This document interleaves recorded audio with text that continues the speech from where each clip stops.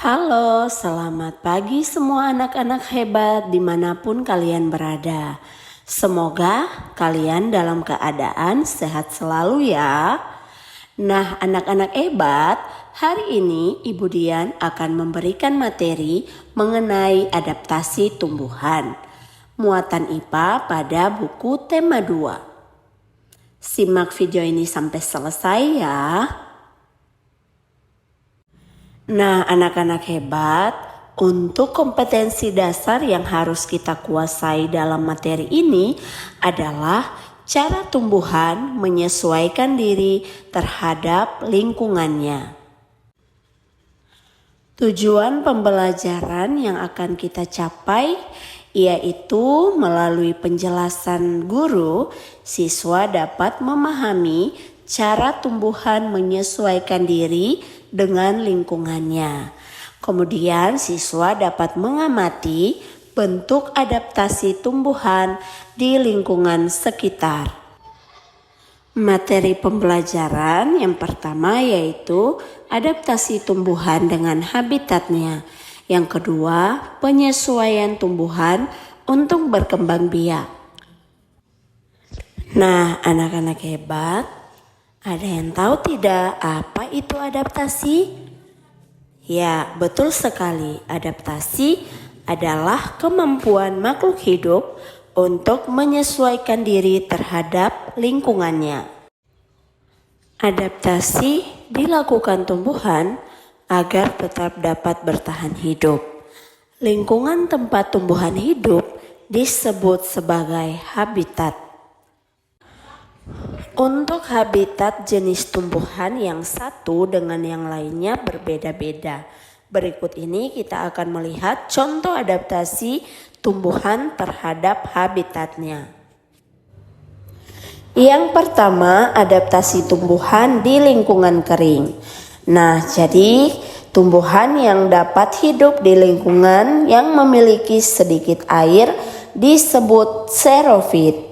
Nah, xerofit itu adalah tumbuhan yang hidup di daerah yang kering. Tumbuhan xerofit sering ditemukan di daerah gurun yang panas dan gersang.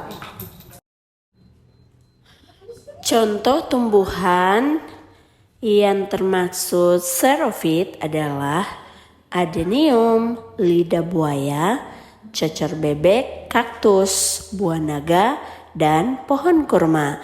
Jadi anak-anak bisa lihat pada gambar yang Ibu tampilkan. Coba anak-anak perhatikan gambar berikut ini. Nah, ini adalah tumbuhan kaktus. Kita akan mengetahui adaptasi tumbuhan kaktus. Nah, untuk anak panah berwarna hijau, pada permukaan batang tumbuhan kaktus itu berlapisi lilin untuk mengurangi penguapan. Sementara pada anak panah berwarna merah, tumbuhan kaktus memiliki batang yang tebal dan berisi banyak air. Yang ketiga, pada anak panah berwarna hijau, daun tumbuhan kaktus dapat mengalami perubahan menjadi duri untuk mengurangi penguapan. Sementara yang keempat, anak panah berwarna orange, yaitu akar dari tumbuhan kaktus itu sangat panjang. Fungsinya untuk mencari sumber air. Jadi itu adalah adaptasi tumbuhan kaktus. Nah, anak-anak hebat, adaptasi tumbuhan di lingkungan air itu disebut sebagai hidrofit. Jadi tumbuhan yang termasuk hidrofit sering ditemukan di danau, rawa, dan daerah berair lainnya. Contoh tumbuhan yang bertumbuh di lingkungan air, contohnya adalah teratai dan eceng gondok. Coba anak-anak perhatikan gambar yang ada di layar kalian. Ada yang tahu tidak apa sih nama tumbuhan ini? Ya, benar sekali.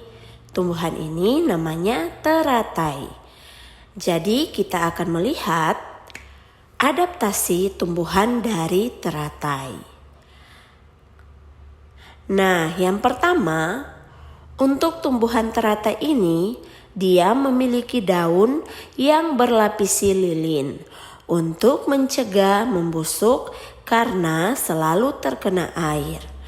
Nah, sementara itu, daun yang untuk mempercepat penguapan dan dia berfungsi agar dapat mengapung di permukaan air.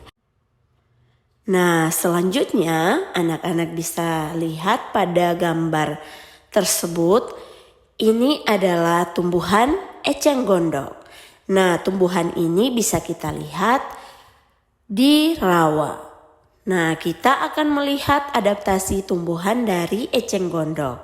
Yang pertama, pada akar eceng gondok yang lebat, ini fungsinya untuk menjaga keseimbangan tumbuhan agar tidak terbalik. Kemudian, eceng gondok ini memiliki pangkal tangkai daun berongga yang berfungsi untuk membantu mengapung di permukaan air. Anak-anak hebat, selanjutnya kita akan melihat adaptasi tumbuhan di lingkungan lembab. Jadi, tumbuhan yang dapat hidup di lingkungan lembab disebut sebagai higrofit. Higrofit ini merupakan tumbuhan yang hidup di tanah yang lembab. Contoh tumbuhan yang hidup di daerah yang lembab, salah satunya adalah lumut. Nah, anak-anak perhatikan ada 3 tumbuhan yang hidup di daerah lembab. Ada talas, paku, dan juga lumut. Nah, adaptasi di tempat yang lembab ini sehingga membuat penguapan terjadi dengan lambat. Air yang dikeluarkan melalui struktur khusus pada daun yang disebut dengan stomata air. Anak-anak hebat, sekarang kita dapat melihat adaptasi tumbuhan di lingkungan berkadar garam tinggi. Jadi, tumbuhan yang dapat hidup di lingkungan berkadar garam tinggi disebut sebagai halofit. Nah, sesuai gambar yang telah Ibu tampilkan, coba anak-anak perhatikan. Itu adalah contoh lingkungan berkadar garam tinggi. Jadi contohnya ada laut, kemudian muara sungai, dan juga pantai. Anak-anak hebat, coba kalian perhatikan gambar yang ada di depan. Nah, gambar ini adalah tumbuhan bakau dengan akar tunjang. Jadi biasanya tumbuhan ini kita lihat di pantai. Nah, adaptasi tumbuhan di lingkungan berkadar garam tinggi, salah satunya adalah tumbuhan bakau. Nah, tumbuhan bakau dengan akar tunjang ini, dia memiliki akar yang tunjang untuk menopang tumbuhan di tanah yang berlumpur dan juga bisa menahan terjangan ombak.